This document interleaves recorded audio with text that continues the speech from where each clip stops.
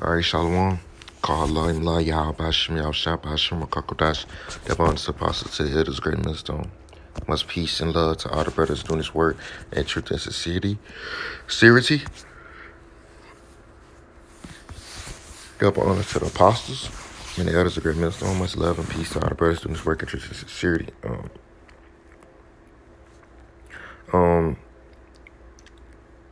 This lesson was inspired by a conversation that I was having with an individual that's outside of the truth, but that was pointing out some things, that was pointing out some true facts about the Christian church, and what goes on inside of the church. And, a lot of people are coming to the conclusion that, the Lord is not in the church, They coming to the conclusion like they leaving the church.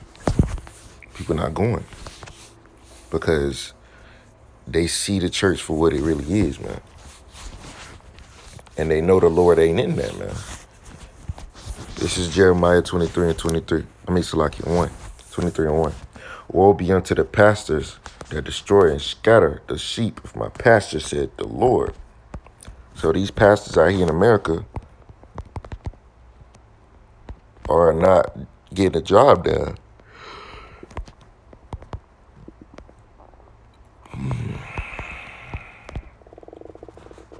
They're not doing what they're supposed to do concerning the ministry. They're not leading the people in the right direction. Okay, the word pastor means, it says shepherd. Also a spiritual guide, a shepherd of souls. So you're supposed to guide the sheep. You're supposed to guide the souls in the right direction. You're supposed to teach the souls the right thing. You got to feed the sheep, man, like Yahushua said. But you feed the sheep abominations.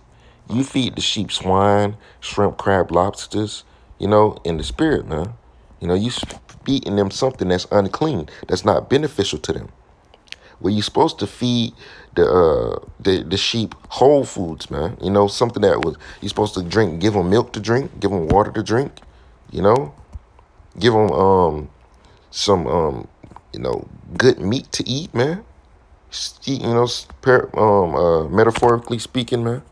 Give them something that's lawful to eat, that's clean to eat, not something that's abomination, because if you doing that, then you leading the sheep in the wrong direction. You leading the sheep astray, and the scripture says that we was going to be led astray, and our shepherds don't pity us. What the word shepherd goes back, our pastors. The scripture says our own shepherds pity them not.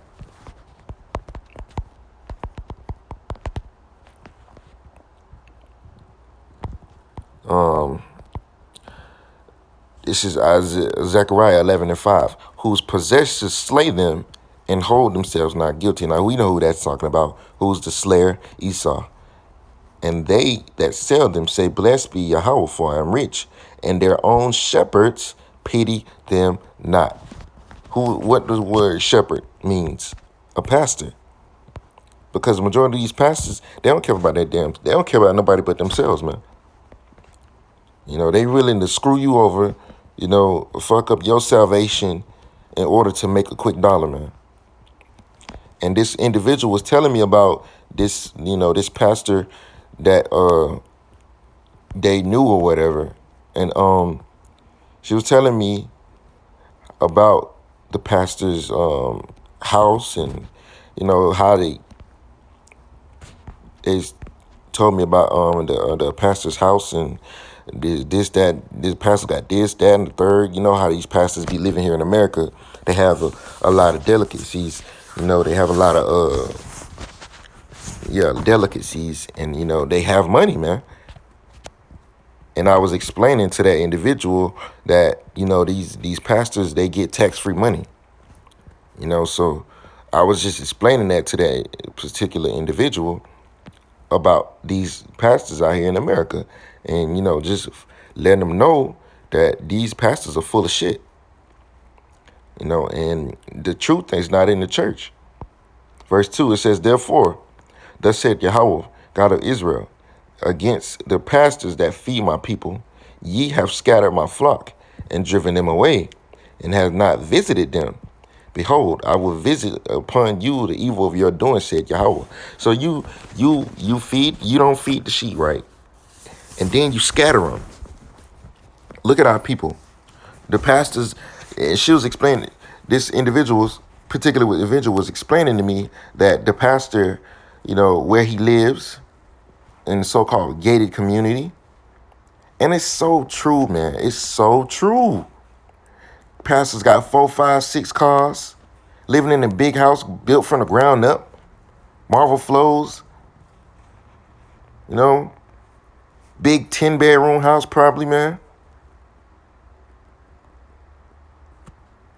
This is the wickedness, man. This is it. This shit pisses me off, man. And you pastors, I always had a knack for that. You pastors gonna fucking get it, man. That's something that I despise, man. I despise them. I despise pastors like that, man.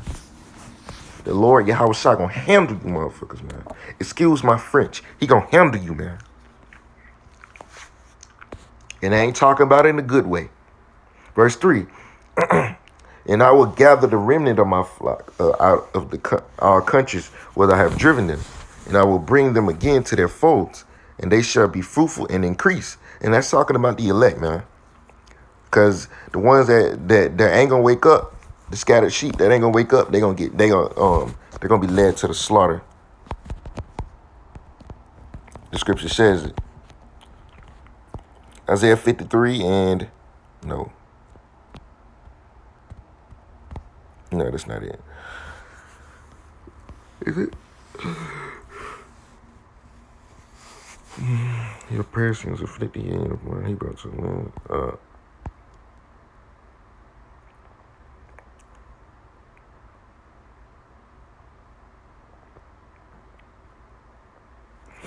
Jeremiah 12:3, but thou, Lord, knowest me, that hast seen me, and tried mine heart toward thee. Pull them out like sheep for the slaughter, and prepare them for the day of slaughter.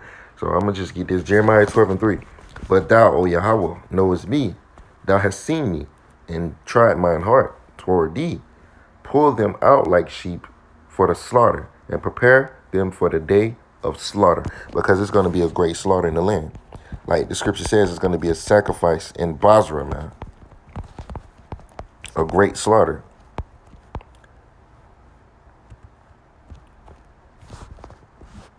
Yeah, it's a scripture that says, my people are led as a sheep to the slaughter.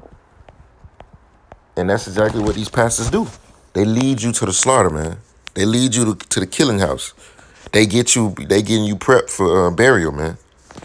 You're already spiritually dead. And then they're just going to lead you to Esau. Esau going to finish you off.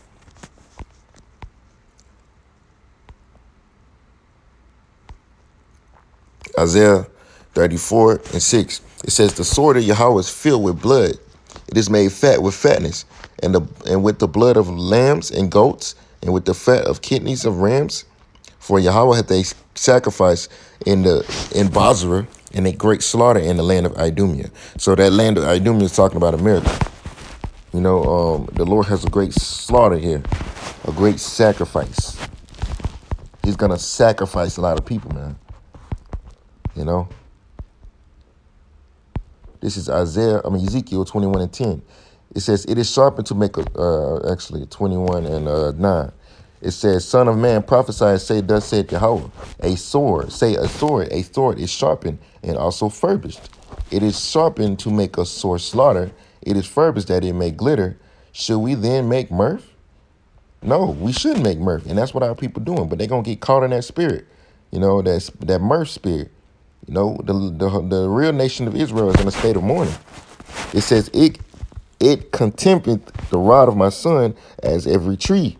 And he hath given it to be furbished, that it may be handled, that this sword is sharpened, it is furbished, to give into the hand of the slayer. And who's the slayer? The Edomites, the nation of Edom.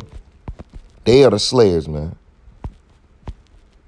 They prepping you Negroes, Latinos, and Native Americans for the slaughter, man. And this is all the judgment of the Lord. So it behooves you Negroes, Latinos, and Native Americans to get out of the church. See the church for what it really is, man. It's a bunch of bullshit. Psalm 17 and 13, arise, O Yahweh, but disappoint him, cast him down. Deliver my soul from the wicked, which is thy sword.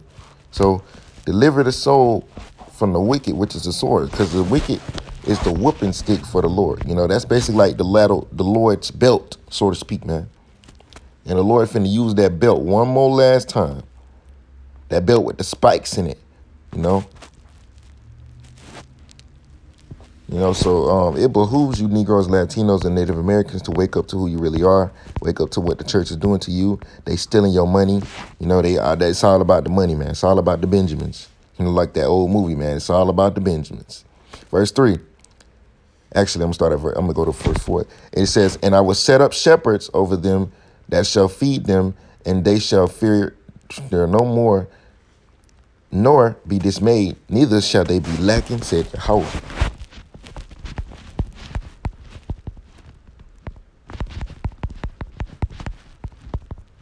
It's a scripture that's popping in my head.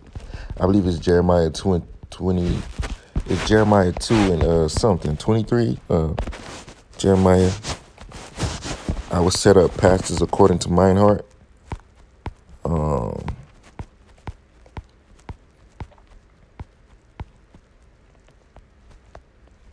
Is it 22? Nah, 23.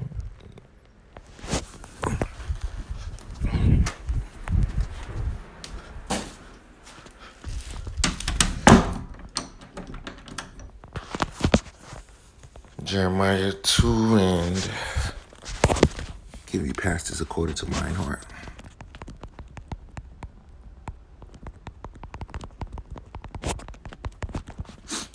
Oh, it's 3:15. This is Jeremiah 3:15. It says, and I will give you pastors according to mine heart, which shall feed you with knowledge and understanding. And that's exactly what he's just said in Jeremiah chapter 23. He said the same thing.